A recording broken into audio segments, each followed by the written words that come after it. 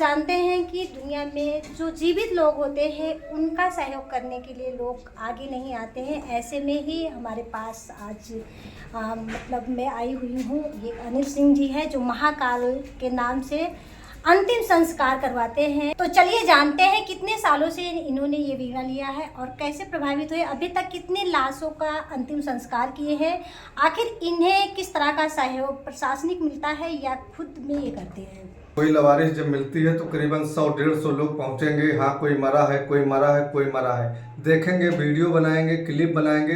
और जब उनसे कहा जाएगा भाई साहब थोड़ा सा हाथ लगवा के गाड़ी के अंदर रखवा दीजिए, तो उसी समय तुरंत जो 200 की झुंड रहेगी वो 20 लोगों में बदल जाएगी, 180 भाग जाएंगे और उसके बाद में वो 20 में भी धीरे धीरे कम होता चले जाएंगे। और रही बात मदद वगैरह की, तो 2-4 लोग के बिना मदद के कार्य कोई भी नहीं होता। 2-4 हमारे मित्र हैं जो कभी कदार मदद कर देते हैं। इसके लिए भी एक अपने खुद की सरकार को व्यवस्था रखनी चाहिए, जो कि 2-3 आदमी हों, जहां हम ना पहुंच पाएं, जिस जिले में ना हो रहा हो उस जिले में अधिक आवश्यक या किसी भी जिले में उनको एक गाड़ी 2-3 आदमी रखने चाहिए। भैया जी, आप इस कार्य को करते हैं, लाशें कभी कभी बहुत बदतर हालत में मिलती है, तो ऐसे में आप अपने आप को, अपने स्वास्थ्य को बचाने के लिए क्या करते हैं? कोई ये नहीं कि गलत या कुछ हमारे पास है नहीं ज़्यादा तो हम दिखावा नहीं करते, बस तुरंत काम किया, साबुन से हाथ धुल लिया। और करने वाले तो हजारों लोग हैं, समाज सेवक ही लोग हैं, लेकिन वो चंदा रसीद हर जगह कटाया करते हैं, हाथ फैलाया करते हैं। हमारे बारे में पूरे अयोध्या जिले में बहुत बड़ा अयोध्या नहीं है, आप कहीं पता करोगे आपको तुरंत पता चल जाएगा। किसी थाने चौकी पे आज तक त्योहारी लेने तक मैं नहीं गया हूँ, चंदा तो बहुत दूर की बात है। प्रक्रिया ये होती है जैसे प्रशासन भी फोटो खींचती है, वो भी चारों तरफ अपना से भेजती है, फिर हम भी फोटो खींचते हैं। हमारे पास भी ग्रुप है और कुछ मीडिया कर्मचारी हैं, जो कि अधिकतर मीडिया कर्मचारी ही सहयोग करते हैं, जो अपने पत्रिका अपने यूट्यूब के जरिए भेज देते हैं, तो उनको वारिस हो जाते हैं। और नहीं तो 72 घंटे रखा जाता है, इंतजार किया जाता है। जब 72 घंटे परिवार वाले नहीं आते तो उसके बाद में ले जाकर दाह संस्कार किया जाता है। इस काम में आपको कौन कौन सी चुनौतियों का सामना करना पड़ता है? इस काम में बहुत सी चुनौतियों का सामना करना पड़ता है। जैसे रात में जंगल में हो जाता है तो 2-2, 3-3 किलोमीटर से बॉडी को टांग के लेकर कंधों पे आना पड़ता है, गाड़ी नहीं पहुंच पाती है वहां तक। भाई जंगल में भी कोई एक्सपायर हो गया, कोई ट्रेन से गिर गया, तो ये चुनौतियां ही हैं। कि रेलवे ट्रैक पर भी, ऊपर ओवरब्रिज पर भी हो जाता तो वहां से भी उठाकर लाने में थोड़ा सा चुनौती का सामना ये सब करना पड़ता, जिसमें प्रशासन हमेशा कंधे में कंधा मिलाकर सपोर्ट समर्थन करती है।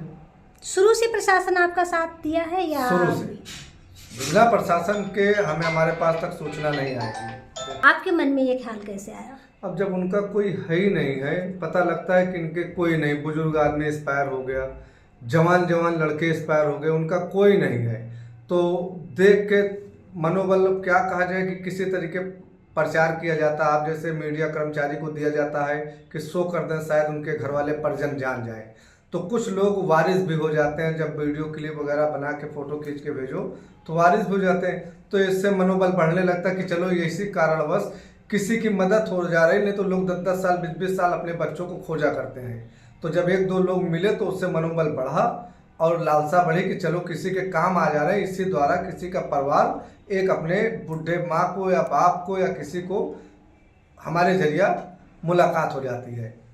तो जब भी आपके साथ ऐसा हुआ या कितना समय पहले या कभी ऐसी घटनाओं में आप फंसे हुए हैं, तो कैसे आप वहाँ से निकल पाए?